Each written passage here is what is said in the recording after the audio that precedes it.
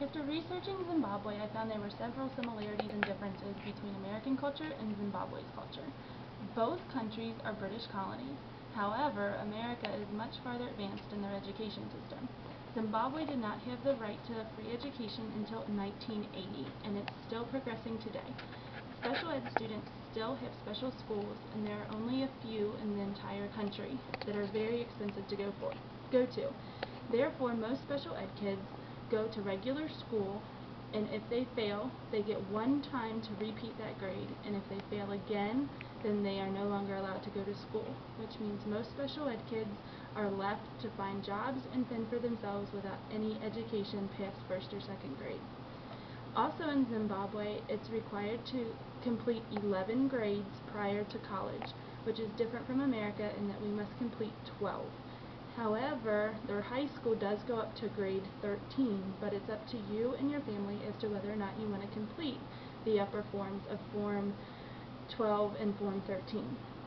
This being said, most people complete Form 11, take the required test and examination to get into college, and as long as they have a C or better in every class and pass that exam, then they are allowed to go to college. The exam is similar to our SAT and ACT.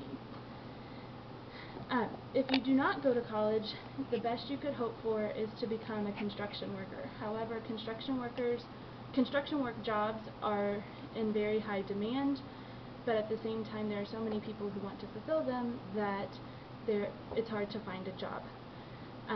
So if you do not go to college, chances are slim you will be able to find work, and you will be left tending to farms, which does not pay very much, and it becomes very hard to feed your family.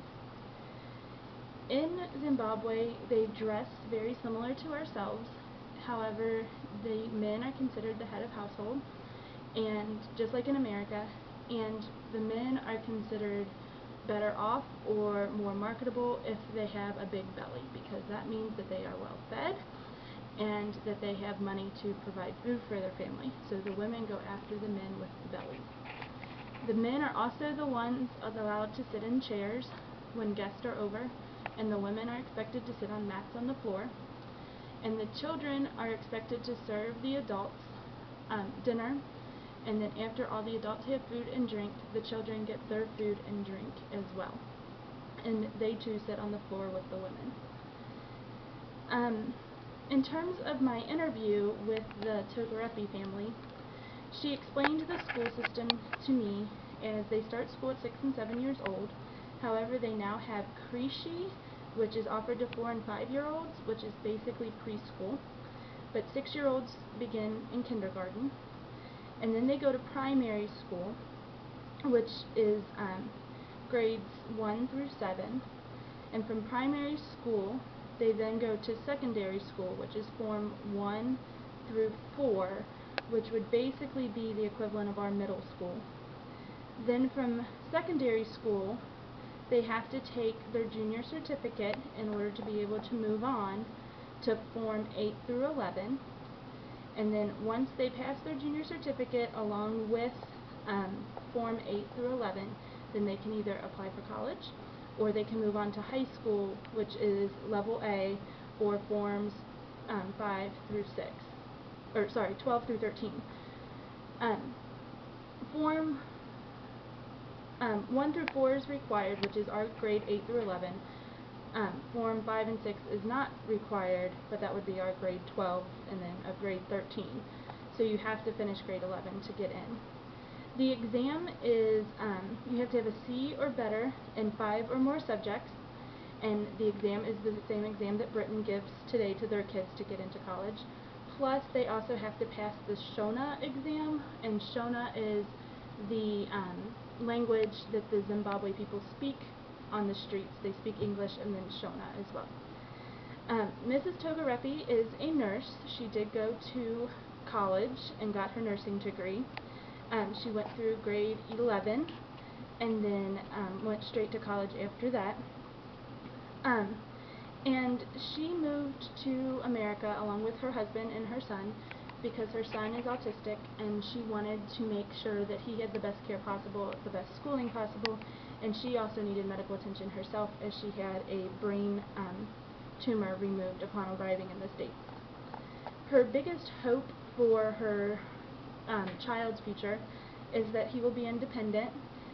She's hoping that he'll be able to drive and that he'll be able to find a field that he's good in. He really likes cars, he really likes computers, so she's hoping that he'll be able to get into something with cars or computers. Her biggest accomplishment or achievement since she's been in the U.S., she said, was buying a car and a house, because in Zimbabwe those are very expensive and obvious luxuries to have over there.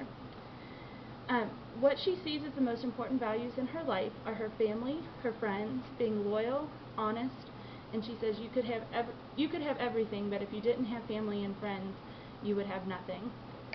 And then what she sees as the biggest taboos in her life, and we had a good laugh about this one, was that we see nudity as a bad thing on the beaches, and we don't like to see people breastfeeding in public. However, in Zimbabwe, they also view nudity as bad, but they see breastfeeding in public as okay because you're providing for your child. She thought that that was kind of funny that it was different here. She also joked that they don't see that it's okay to marry relatives, which we don't either, but it's kind of become a joke in Kentucky. And then they also believe that if you commit a crime against someone, or if you murder someone, that once that person dies, their spirit will haunt you for the rest of your life for committing a crime against them or for murdering them. And then finally, teachers in Zimbabwe, to go back to school, instead of trying to figure out what is wrong or helping a student, if they fail a test, the teachers will actually spank the children or still do corporal punishment, which we have outlawed in the U.S.